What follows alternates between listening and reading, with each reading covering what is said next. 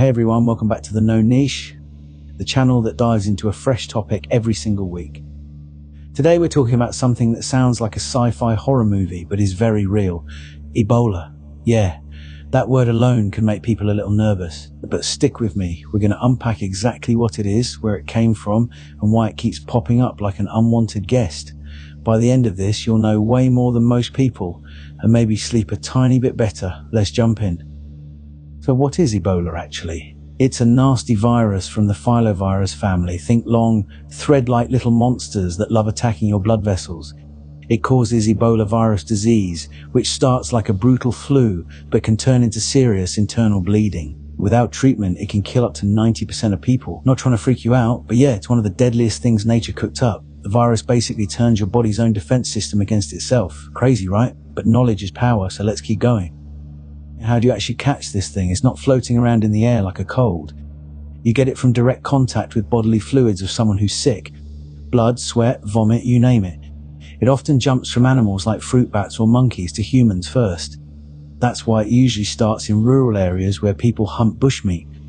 Once it's in people, it spreads fast in hospitals or during traditional burials. So, yeah, definitely wash your hands like your life depends on it, because sometimes it does. Ebola got its name in 1976 from two almost simultaneous outbreaks in Africa.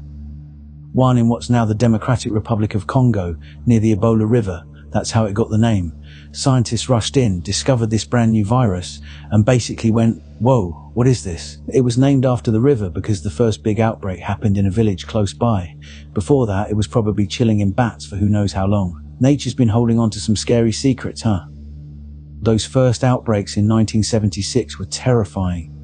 In Zaire, nearly 90% of infected people died. In Sudan, it was around 50%. Doctors had no idea what they were dealing with at first. They thought it was just a bad malaria season or something. Once they figured it out, they contained it, but it showed the world how brutal this virus could be. Since then, smaller outbreaks have kept popping up across Central Africa every few years. It's like the virus just refuses to stay quiet. Then came 2014, the monster outbreak everyone remembers. It started in Guinea and exploded across Sierra Leone and Liberia. Over 28,600 people infected, more than 11,300 dead. It was the largest Ebola outbreak in history by a mile. For the first time, it hit big cities, and the world finally paid attention. Health workers were absolute heroes. Hundreds of them lost their lives. It took over 2 years and a massive global effort to finally stop it. That outbreak changed everything about how we fight Ebola. Since the big 2014 outbreak, we've seen many smaller ones, mostly in the Democratic Republic of the Congo. But right now, as of May 2026, there's a new and serious outbreak that started in mid-May in Ituri province. It's caused by the rarer Bundibugyo strain of Ebola. As we speak, it's still ongoing with hundreds of suspected cases and over 100 deaths reported. The World Health Organization has even declared it a public health emergency of international concern. This one is moving fast and has already spread to Uganda. Scientists are racing to respond because this strain doesn't have a specific approved vaccine yet.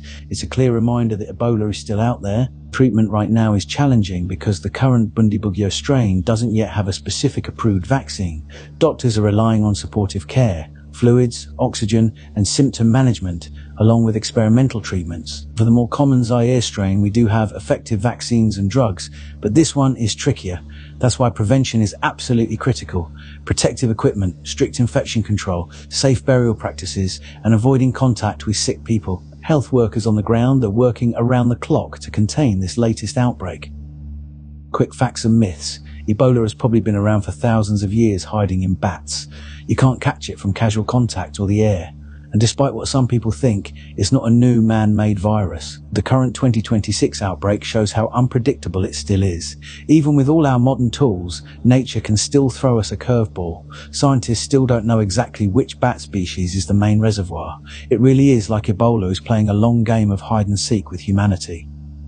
So that's the current picture with Ebola, a serious ongoing outbreak in 2026, reminding us that this virus hasn't gone away. But every outbreak teaches us more, and science keeps getting better at fighting back. Thanks for learning with me on the No Niche. If you found this helpful, drop a like, subscribe, and let me know in the comments what topic you want next week. If you enjoyed this episode and you're interested in understanding the brain, ADHD, autism, or just how your own mind works in a super beginner friendly way, I've got another channel called Neurodivergent for Noobs. It's basically me explaining all that stuff without the complicated jargon in the same chilled out style as this one. The link is down in the description below. Go check it out. I'd love to see you over there too. Thanks again for watching, you legend. Stay curious, stay kind, and I'll see you in the next one. Take care.